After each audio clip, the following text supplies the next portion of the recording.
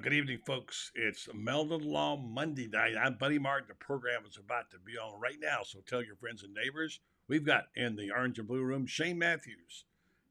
France Beard will follow up later, and we had Kyle Curtis talking about all the topics buzzing around Gator football in Gainesville. So stand by. The Buddy Martin Show is now on the air. It's time again for Buddy Martin. Call him up and tell him what you're thinking. But be kind because he's doing the best he can. Better, stronger, faster.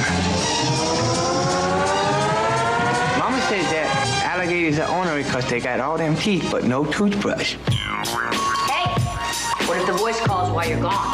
Take a message. Bye. You ready, champ? I'm ready for this my whole life. I'm incapable of small talk. But that's why you love me, right?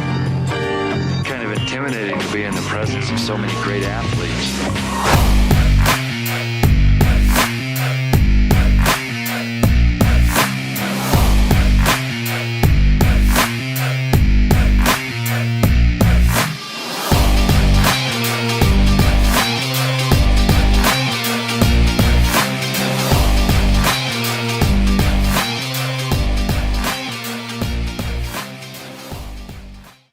Welcome to the program. I'm Buddy Martin, heard 4 times a week, about to be 5 soon, right here on this network, on this channel. Glad you could join us tonight. It's going to be an interesting time.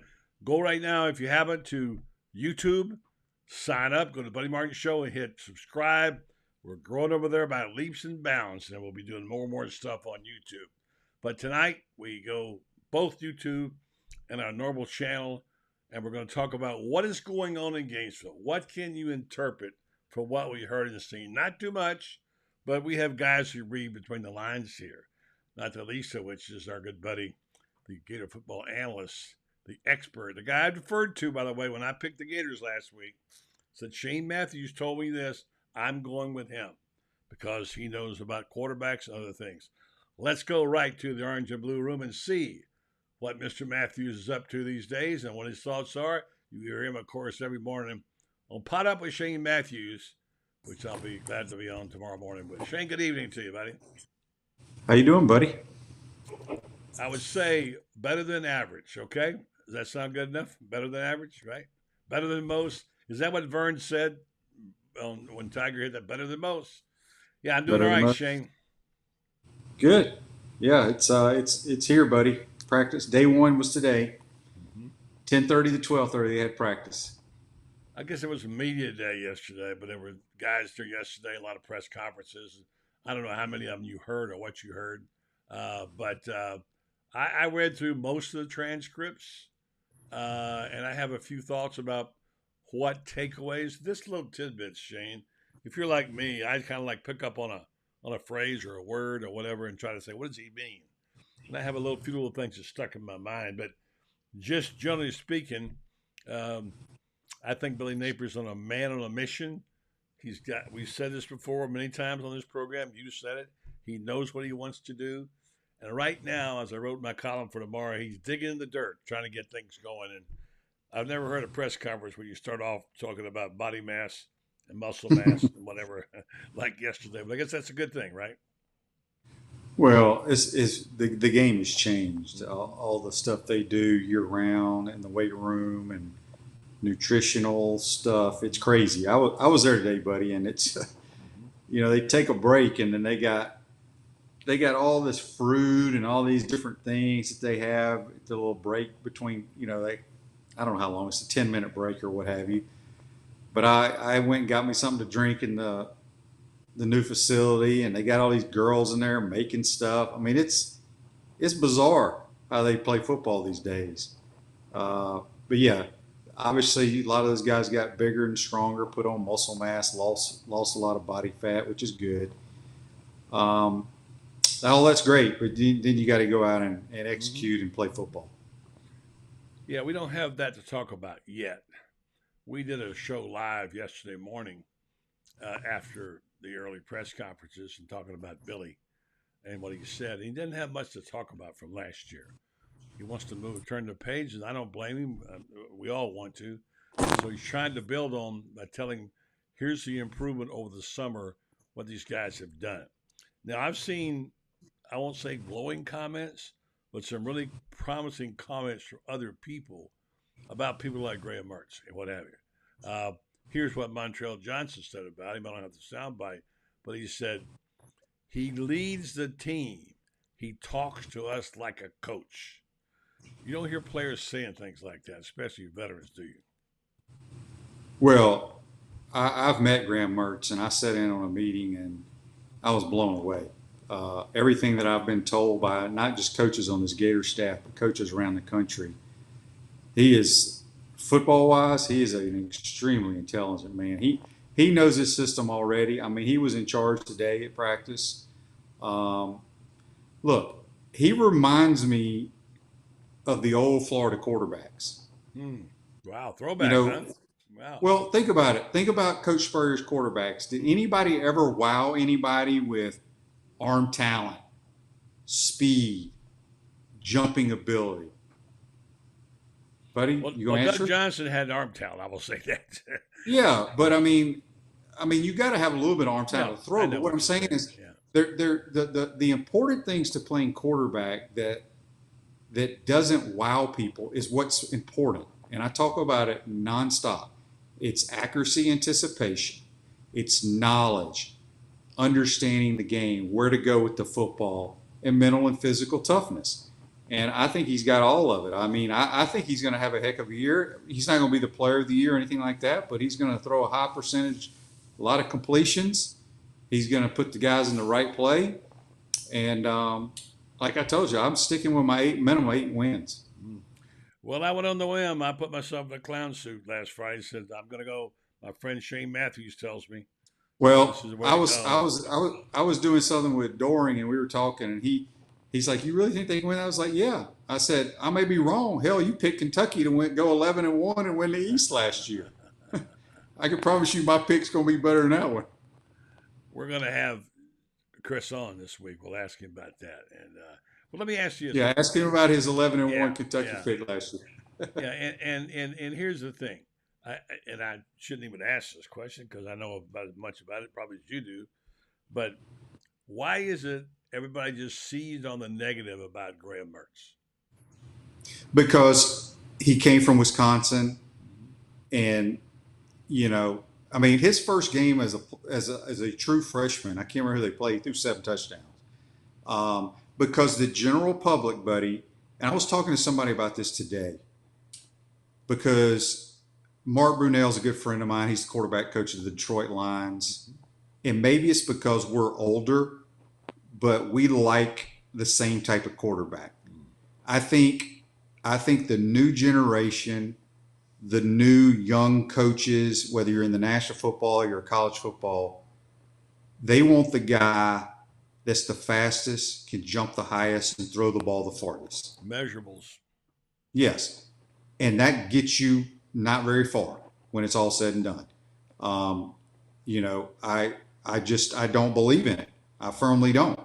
I mean, you could probably name maybe 2 of them that produce at a high level. So it comes down to the things that I talk about: decision making, knowing where to go with the football, accuracy and anticipation, and mental and physical toughness. That's what we need. But that is leadership. You're right. Yeah, leadership goes into all that stuff. Yeah. But he gets a rap because he came from Wisconsin. His stats are okay. I think his stats are better than the kid that transferred from Michigan State to Auburn, and everybody loves that kid going to Auburn. Yeah. So, look, remember, and this is why I'm sticking to my guns on the 8 wins, because the best players for the Florida Gators last year, Billy Napier and his staff were responsible for that. I heard you say but it's a fact. No, I know. People talk about analytics and data. People talk about data. They want to look at data. And you said on your show today, it's about evaluation. And again today, the data tells you the best players for the Florida Gators last year.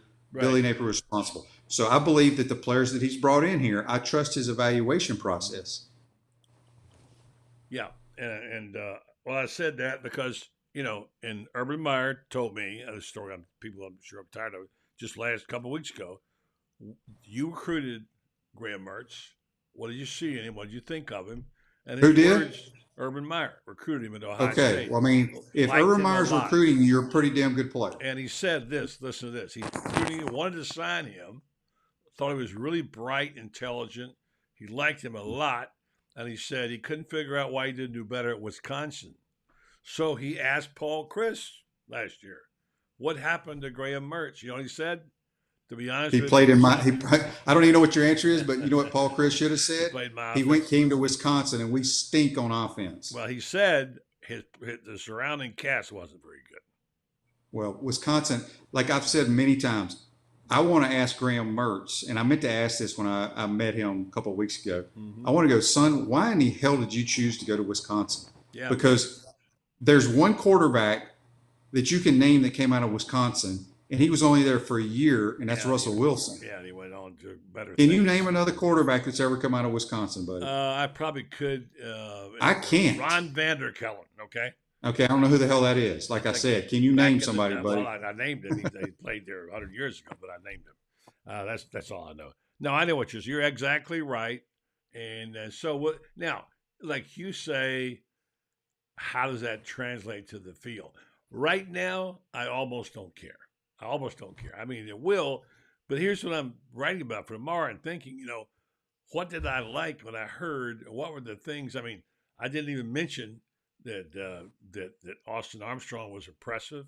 He used a word, the J word in there, talking about his players.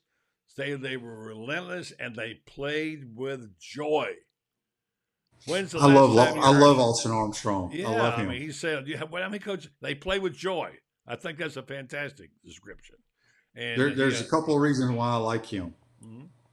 He's got great energy. The dude just turned 30, buddy.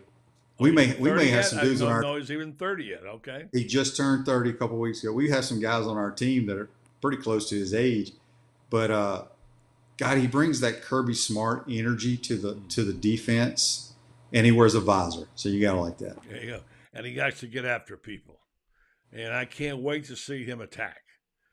I'm hearing lots of good things about Derek Wingo, for instance. There's a kid I really like a lot. I've had him on the program a couple of times.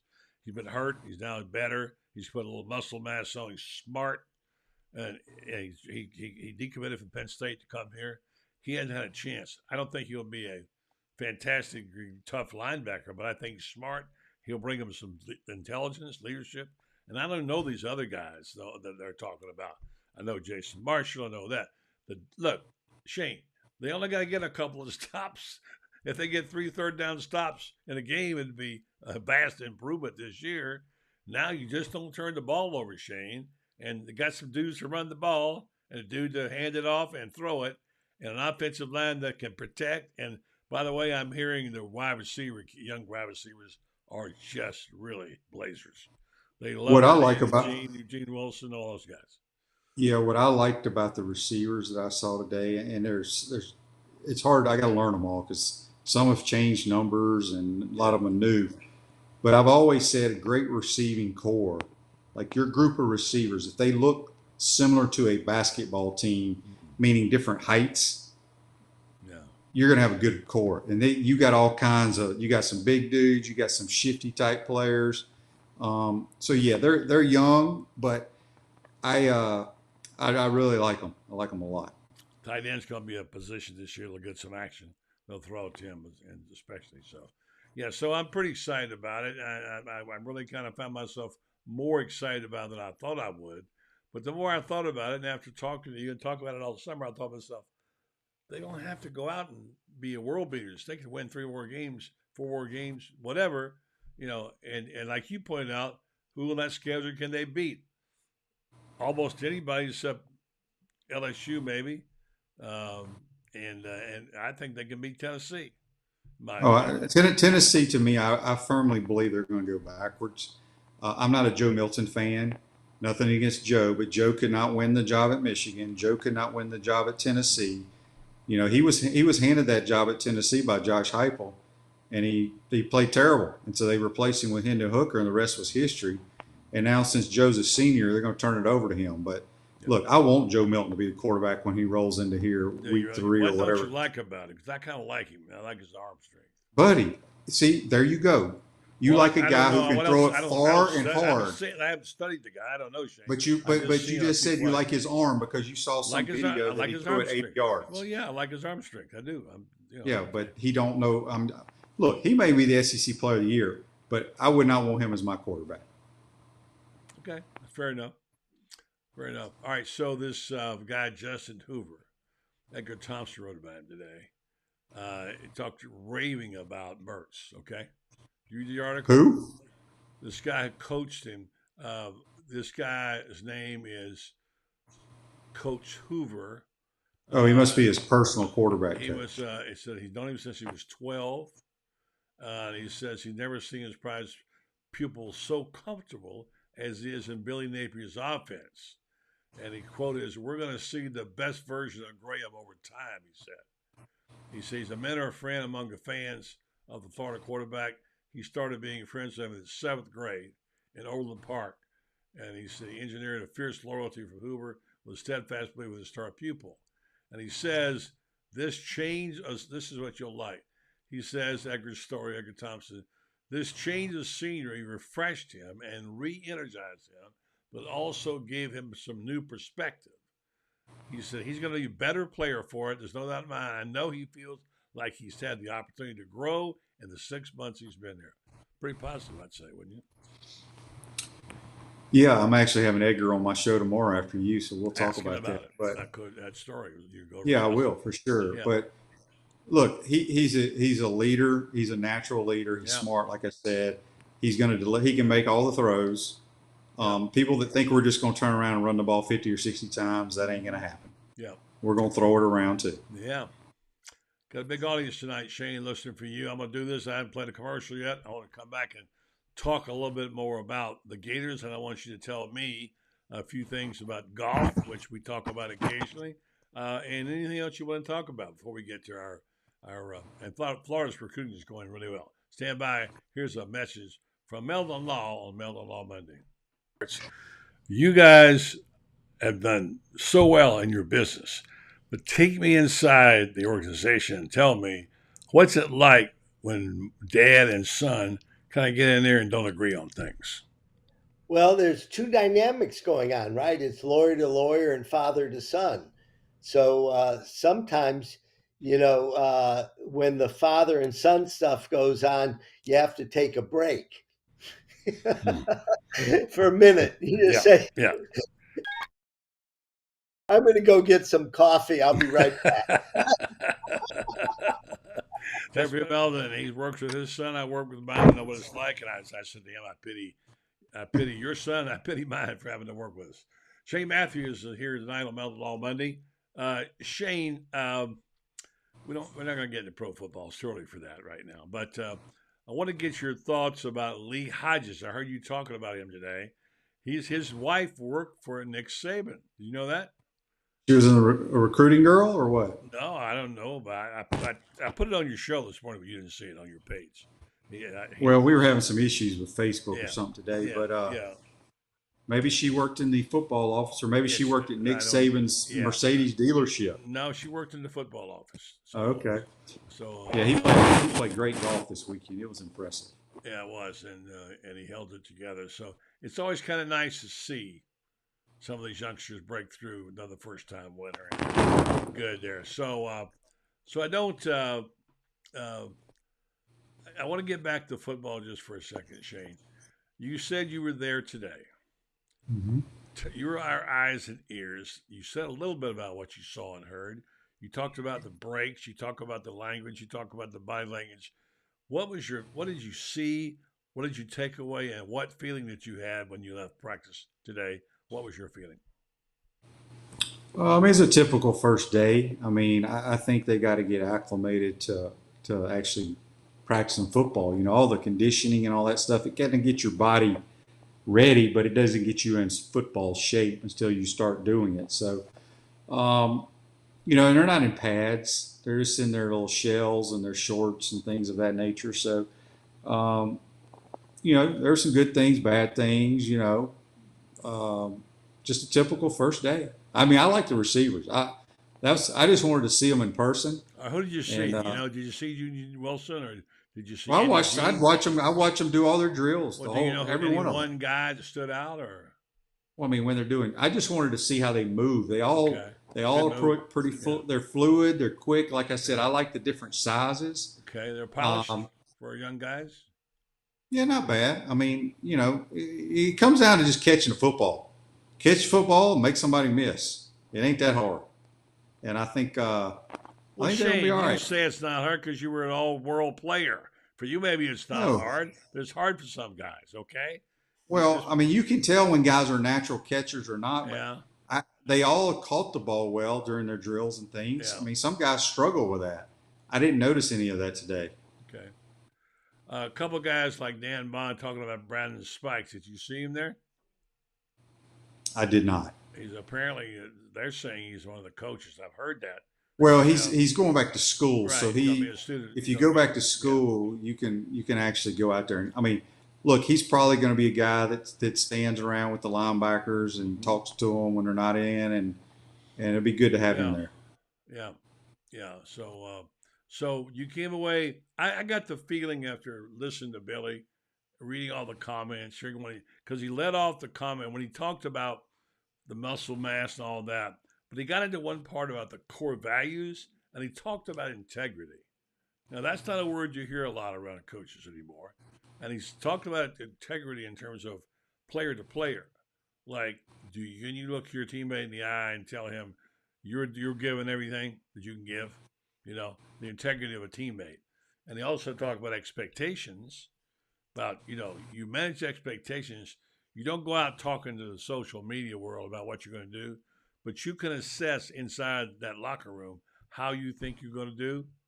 Let's say, I know you did this, Coach Spurrier was big on this. Let's make some team goals here, right? And so you said, we think we can win 8, right? And so then that's what your expectations are, and you got to play to that. That's the way he explained it that I understood, and I was very impressed how he mapped it all out. Well, I'm telling you, he's sharp, man. He is really sharp. He's very calculated at everything, has a plan. You got to remember, there's 50-something new players on this team. I know. And we're talking about today on my team. Right? No, I mean, think 50, about it. It's as many guys as the NFL team has that are new. Yeah. Well, the 53 So number in my head was, that's what he said, the Baxter of Ville. That means they all got faster, 53. Yeah. But so, they're all staying in a dorm. They're not allowed to have their phones, I don't believe. So it's kind of an old school living in the athletic dorm type deal here the next couple of weeks for those guys.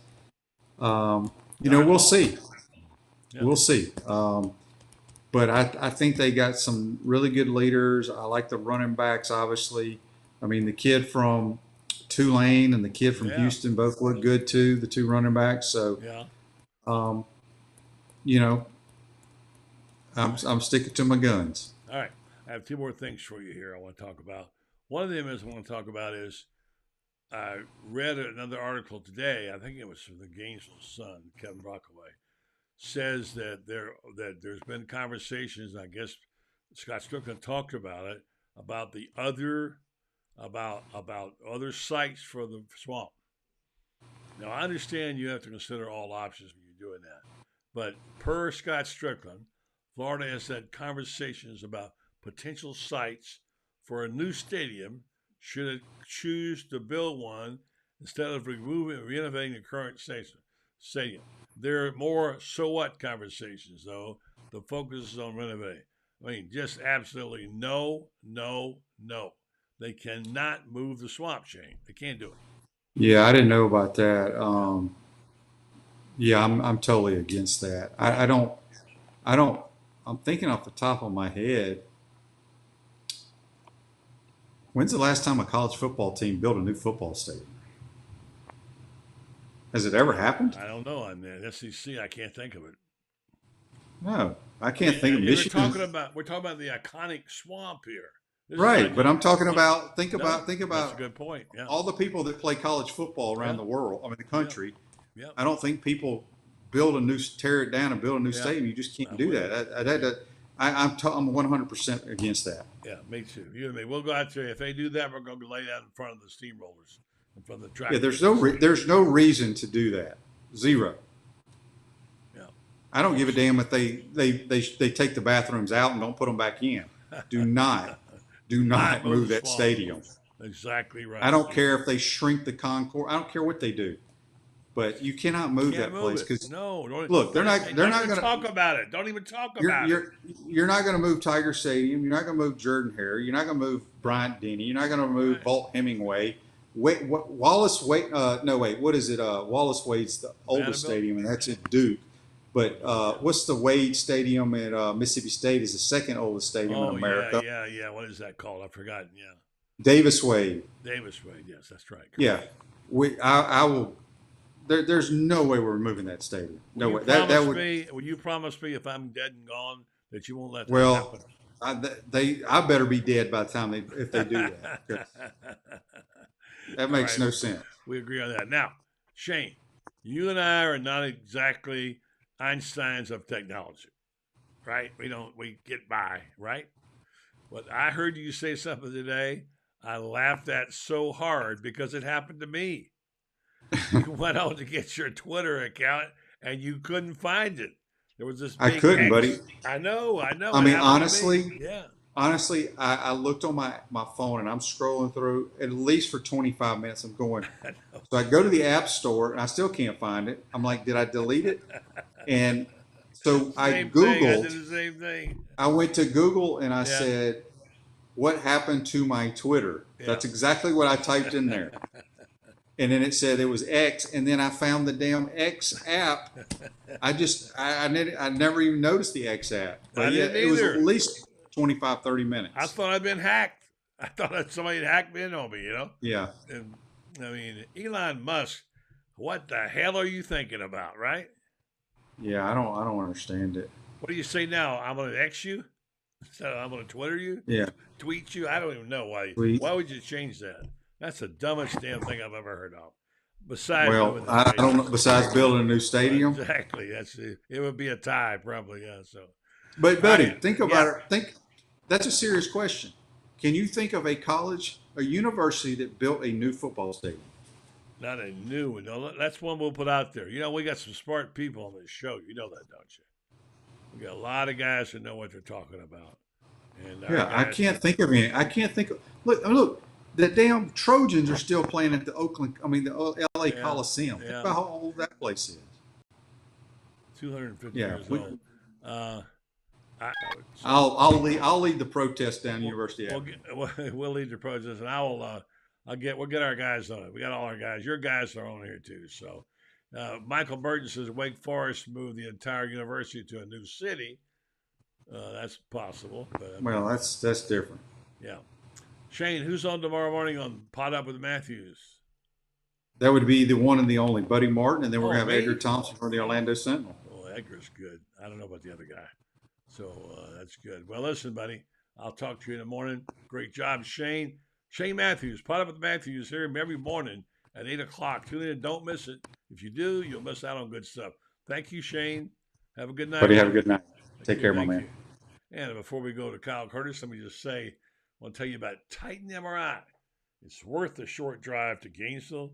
No insurance, no problem. You can pay with cash or card with same-day scheduling available. You can start feeling better today. Titan MRI is North Central Florida's premier independent MRI facility. Come and see why hundreds of patients are visiting our Gainesville location from Ocala, Marion County, and the villages. That's TitanMRI.com. Back to the orange and blue room. Our friends are stacking up in there. We were a little bit behind. Let's go get Kyle Curtis first of all, and Franz will be behind him. Good evening to you, Kyle. How you doing, buddy? Some reason we don't have your audio. Don't know why, but you don't have it. So you have to log off and come back. We're having audio problems with you. So, all right, let's do this. Let's go back to Franz. We'll bring Kyle back in. Certainly, Franz. Let's see. Kyle, can you hear me all right? Can you guys hear me? Yeah, we got you now. Okay, we got you. All right, sweet. All right. How are you guys doing? Well, it's just me and Franz is standing by waiting to get on. And you got a story in tomorrow's Gator Bait, tonight's Gator Bait. We're talking on a little different language. We should get Franz on there because he loves to talk about this stuff. I wrote about it. I'm writing about it in my column. It's a different kind of press conference. when the coach comes on talking about muscle mass and lean muscle and all this stuff, not about reps or patterns or drills or whatever. And for the first 15 minutes of Billy's press conference or so, he talked about all that. And talk about your story. Yeah, so it's basically just about not really the X's and O's, but more so, how these guys are transforming their body in the off season, and becoming the player that Napier, Armstrong, all these different coaches want them to be. So the very first thing he said for fall practice was, he's like, you mentioned it earlier. He said we had 53 people improve on Ville. And you called me earlier and you're like, I don't even know what that means. And I thought it was honestly, I didn't know. Man. Ville was, I thought it was velocity, but it turns out it's like some new technology that they've been using to track all of basically heart rate, stuff like that, body mass. And it's just an easy way for them to be able to have a starting point and then be able to track throughout the off season where they've improved. But it's, he also touched on the fact that this is his second year under the system, and being able to get everyone closer and get through another off season and have that transformation. He named off people like crazy. I mean, he was naming Jason Marshall Jr., who's supposed to be a first round draft pick this year, adding 7 pounds on. Graham Mertz, who literally just came in, is supposed to be the starting quarterback, setting an example. Ricky Pearsall, all these veterans who are setting the example for the younger guys coming in. Yeah, for sure. And so, and I'll get with France because he's been around a few years like me. But this is not a bad thing. I just couldn't see Nick Saban saying it. You know what I mean? Or even Kirby Smart talking about all that in a lead-off press conference. But it was Brendan who said Sunday, well, you don't have much to talk about from last year's. So talk about the future, and the future is this new technology and what have you. So I don't know. The basketball team uses the basketball team. I think it's because you go to these practices and you see these guys, and it's almost like it's like a mini life vest that they wear around there, but it tracks everything. And I don't know, it's a bunch of new technology, but the strength and conditioning aspect of especially football, but all sports is something that is kind of looked over sometimes and is super important. Yeah, let's see what it sounded like to France. See if you understood all that terminology yesterday that Billy had. Yeah. Good evening to you there, to the Iron Duke. What's up, France? Another day in paradise, guys. So what did you make of all that talk about the body fat and the mass and the lean, all that stuff that Billy led off with? He named about probably 25 people. This has been in the making for some time, and Mark Hockey is at the forefront of this. I mean, he's cutting edge when it comes to this, and this was part of the reason they wanted to get into the Hebner Center, is because they have at the Heb they've got all this technology that's available to them that they did not have over at the old gym underneath the stadium. So this gives them the ability to really track guys. To one of the things that we used to hear from Mickey Marotti was talking about getting fast twitch guys who their vision, they see something visually and their muscles respond like instantly, like in almost nanoseconds. And this is an extension of that stuff that Mickey was talking about 12, 13, 14 years ago. It's just evolved to a point that now they're able to track things to find out basically how many calories you're burning on a daily basis doing what. I mean, it's amazing what they're doing and how they're transforming. They're doing diet. The diets go with the workouts, everything. Right. It's amazing stuff what they're doing. Yeah, it is. Let me jump in real fast. I just want to say I'm wearing my hat tonight.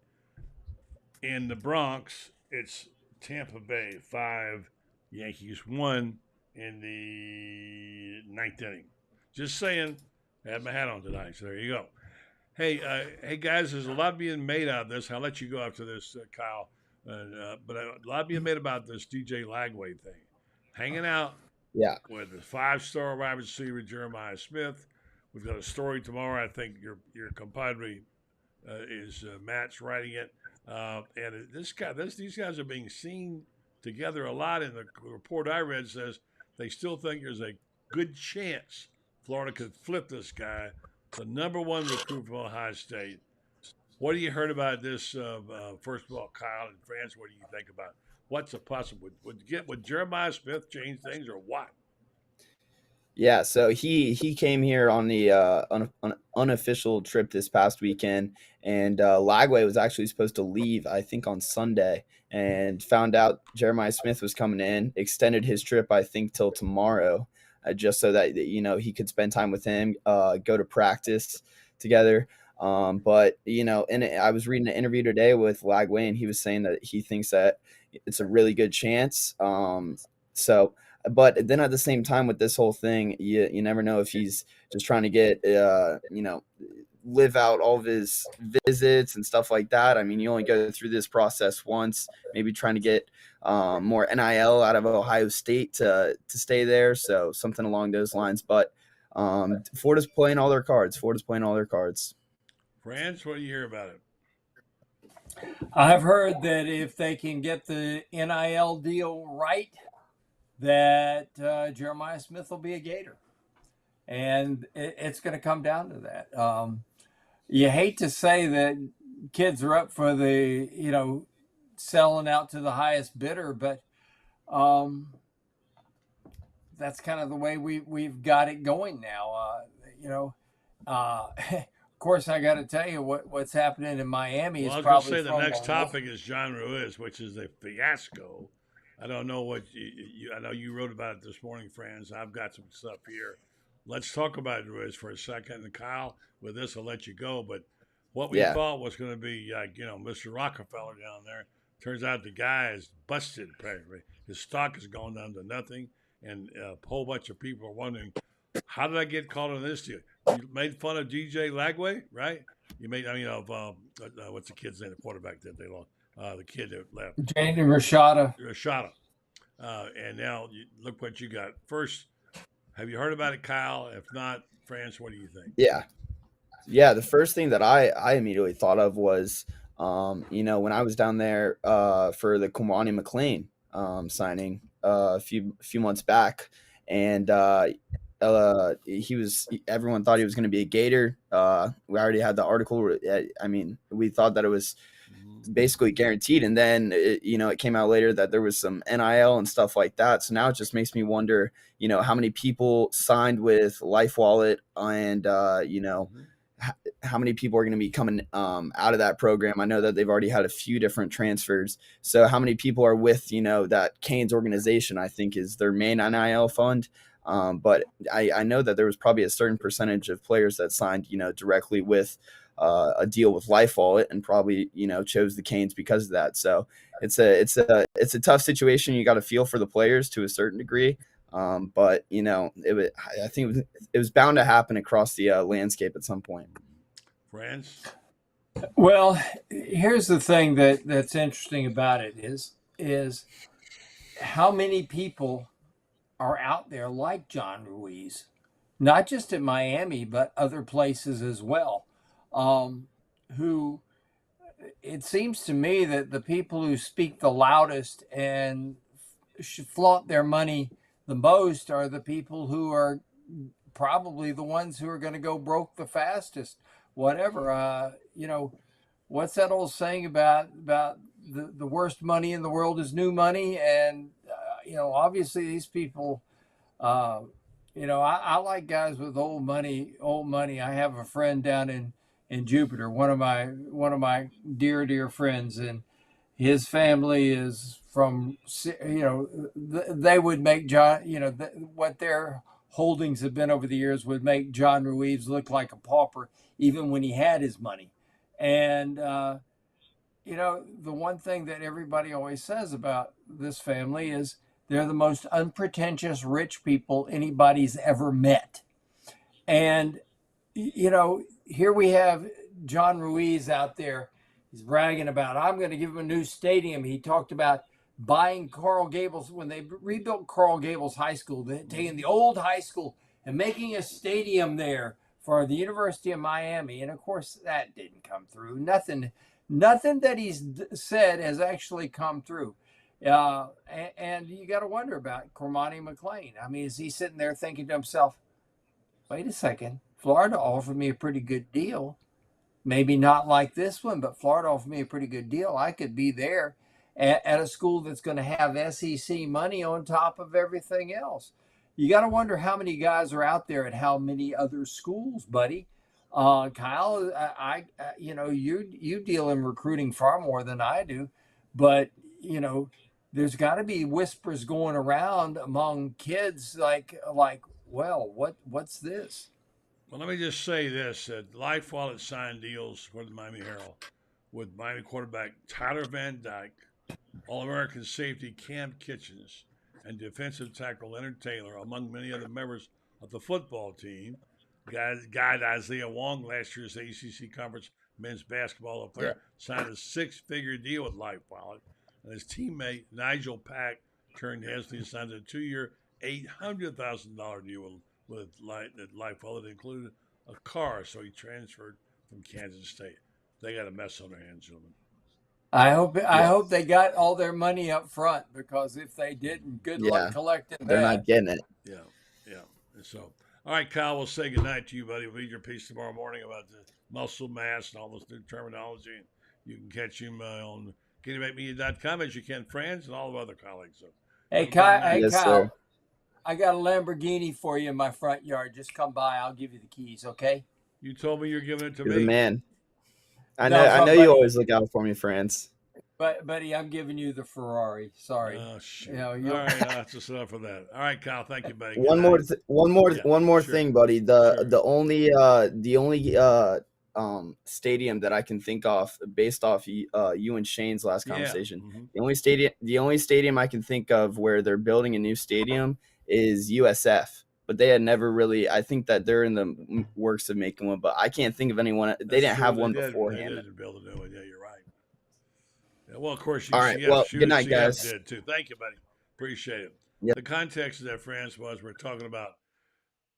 Yeah, well, Stanford did it. The old Stanford Stadium was 80,000 seats, and they built a brand new 50,000 seat stadium. Texas A&M, for all practical purposes, because what they did was they took half of Kyle Field, gutted it, put it up, and it was up in 6 months.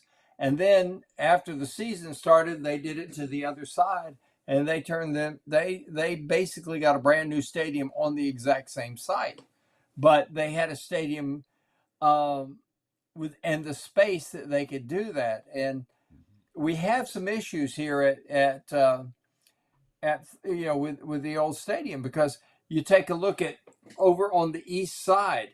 You got Florida Gym, which is part of the National Historic Registry, and the Broward Pool. Yeah. And, it would take an act of God to be able to move that. They'd love to put skyboxes on that side of the stadium, but they can't do it. They'd like to move. They'd like to build one big skybox, friends. Are you kidding me? Here's a photo of what we saw yesterday at practice. We're talking about there they are, DJ Lagway and Smith. Now, there's my friend Doug Ferguson in the back there. So imagine that pair in 2024. Now, people say, oh, don't forget about that guy. He's coming to Florida. I wouldn't be so sure, friends. He's spending a lot of time around this program, even though he's committed to Ohio State, and he's the number one recruit for the Buckeyes. So there he is at practice. Why would he come here if he wasn't interested? Well, he's interested, but again, somebody who's far more into this than I ever will be told me yesterday. He said he thinks it comes down to NIL. Do they have the NIL money to give this guy a deal that's? He believes that, I think, if the money is equal to what Ohio State has offered him, that he comes to Florida, because obviously, being here in Florida, his parents are down in Hollywood. Very, very easy for them to get to ball games, etc., like that. Easy for him to get home for a weekend, etc. Yeah. Plus, you get a little bit better weather in the winter time here too. You got to admit. You do. Friends, love my Rays beating the Yankees 5-1. One of our friends and for associates had a big award today. Chris Collinsworth voted to the Sports Broadcasting Hall of Fame. What a great player he was. First of all, as an athlete, remember he was a quarterback.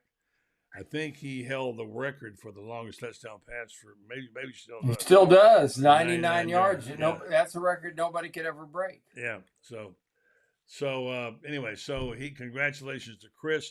It's funny how some people, I don't know, people have a funny sometimes way they look at broadcasters. If you're not homer enough, they don't like you. Some people didn't like Chris.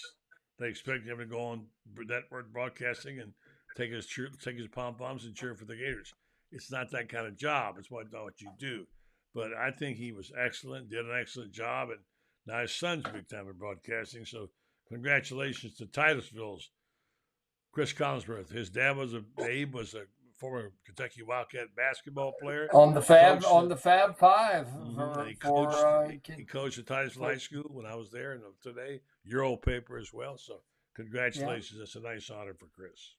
It was Abe Collinsworth was part of the original Fab Five, which was Kentucky's 1948 national championship team.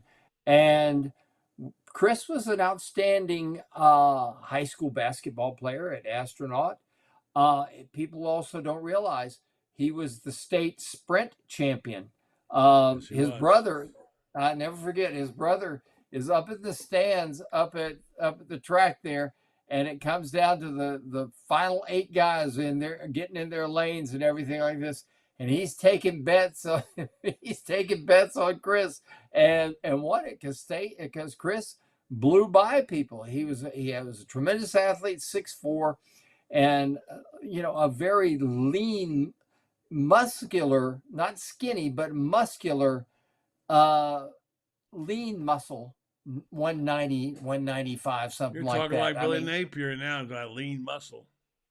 Well, he didn't have a lot of bulk, is what I'm saying. But he was muscular, but it wasn't a lot of bulk.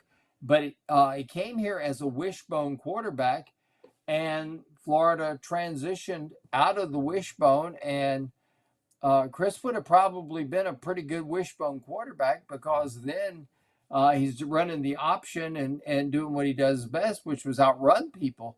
But all of a sudden, Florida goes in. Doug Dickey put Spurrier in calling the plays, and we end up with Larry Chuck and Duck Ochab as the QB, and but that transitioned Chris into a wide receiver. Give a lot of credit to Charlie Pell too, and to Mike Shanahan for seeing the potential in him and turning him into an All-American wide receiver there.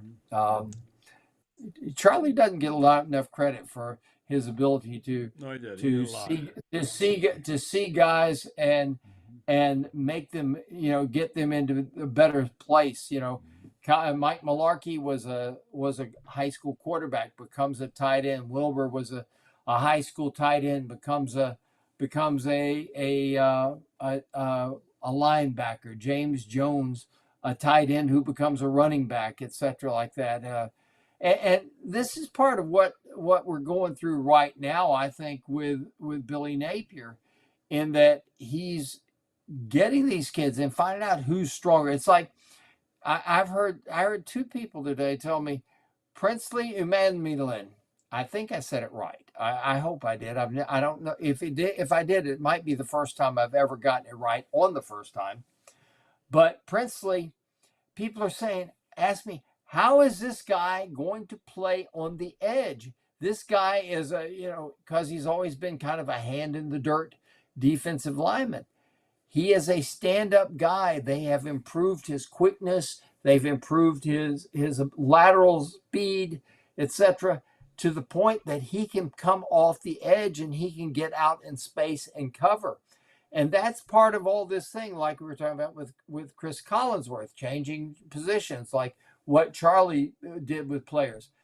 this is what all these analytics are all about, is getting guys, finding out through the analytics, buddy, where they're going to be best suited to play. For example, I'll give you another example with it. They're using this with the linemen to learn, for example, who maybe is better on the left side of the offensive line, who's better on the right side of the offensive line, who needs to stick inside, and who would be better off on the outside, who's got that first quick step to the outside, remember Jim Nyblack telling us that the secret of being a great offensive lineman, one quick step right or left, and the quick hands into the chest, and if your arms are longer, you win. Yeah, speaking of which, talking about that stuff, I heard a couple of comments that were interesting.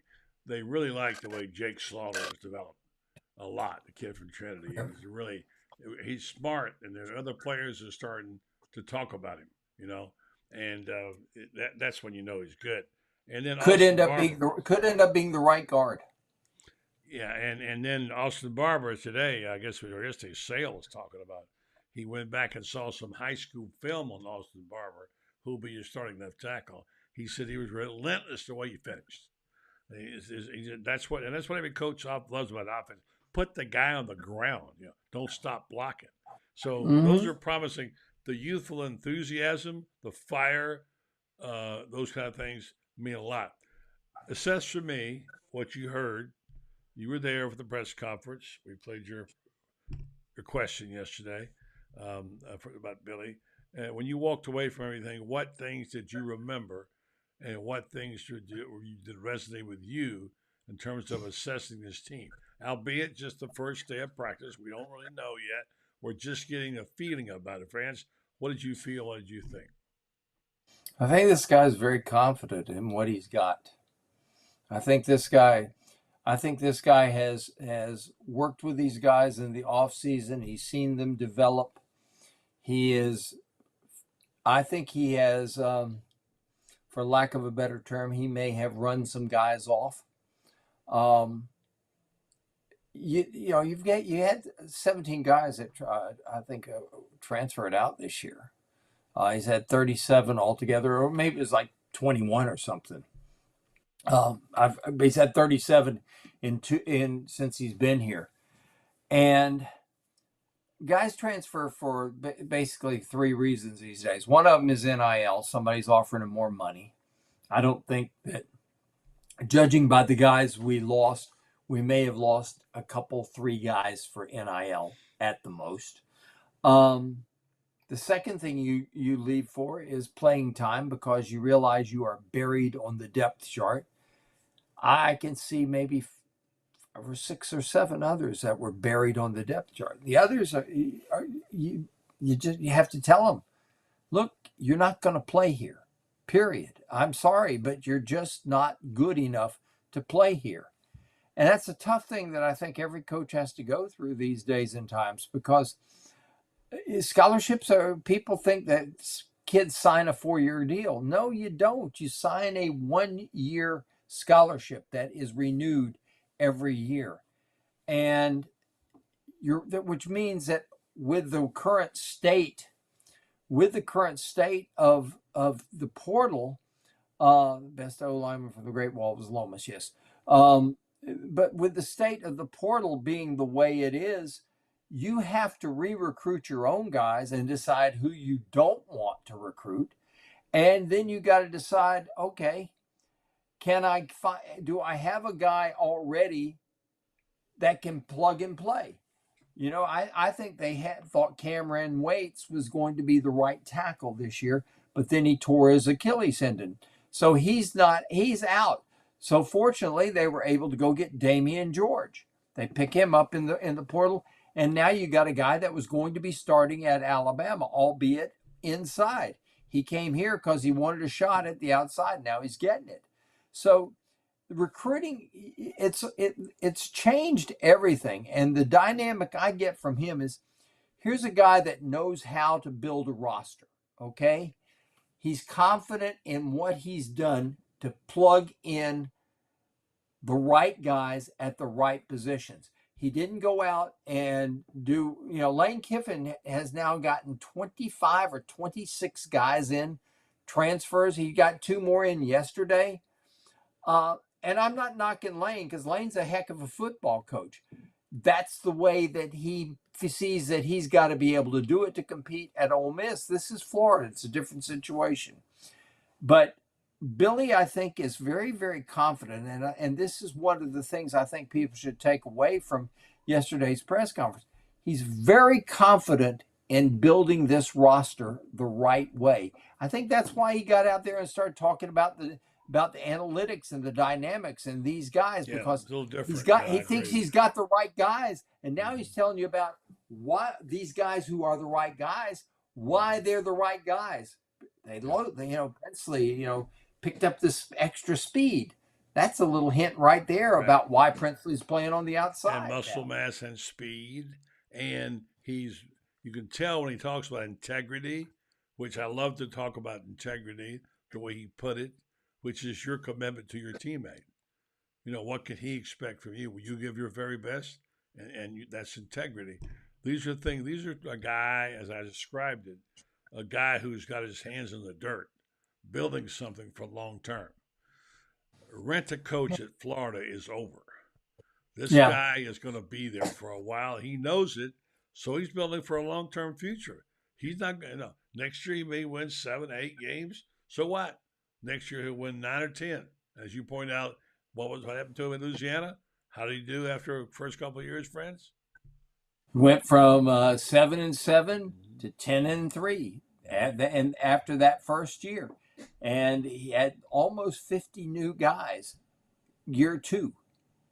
Wow, that's what you call changing the culture around.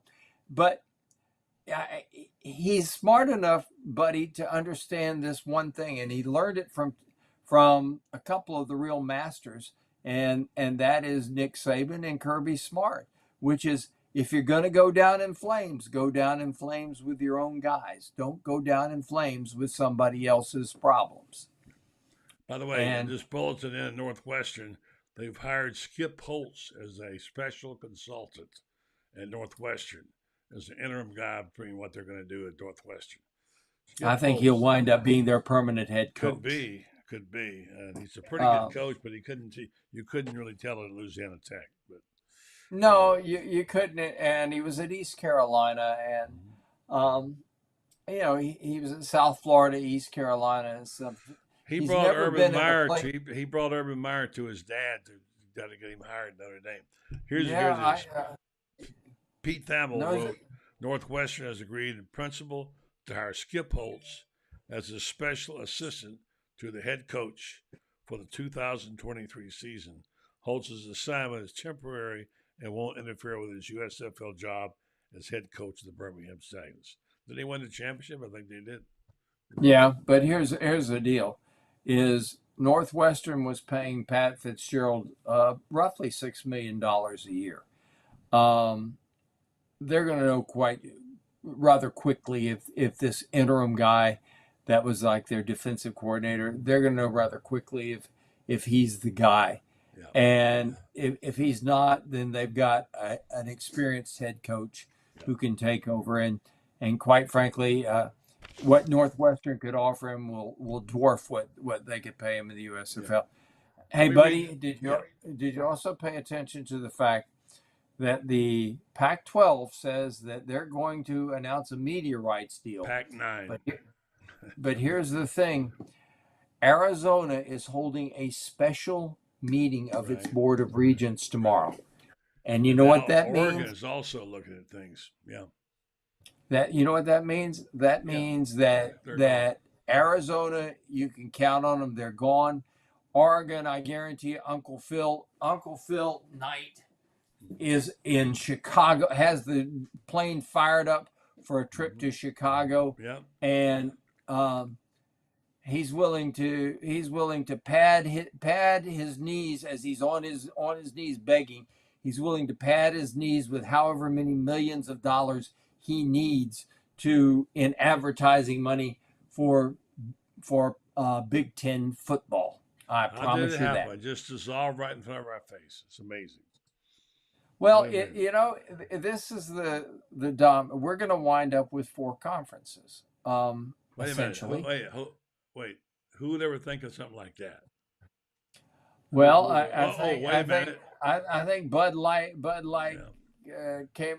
had that concept that we would wind up with 4 power conferences. I don't We boast, need friends. You know I never boast, okay? But I will say we need the other conferences, but there's only room for so many power conferences. And the Pac-12, as much, I liked it better when football was more regional. I really did. Well, that's my next question.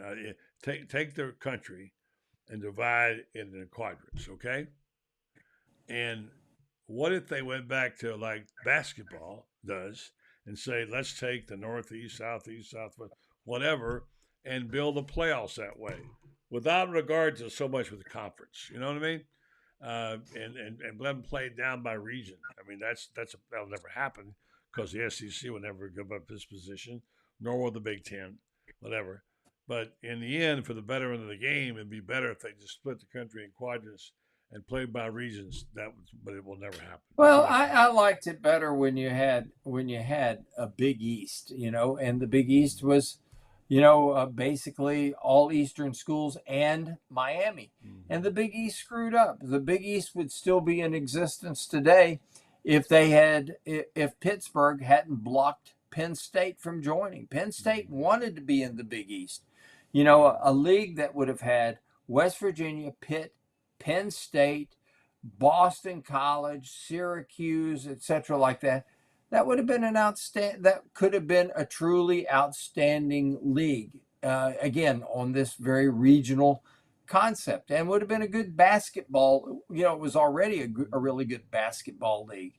And you had the ACC. The ACC was 10 teams, and the SEC was 12 when they added South Carolina and Arkansas.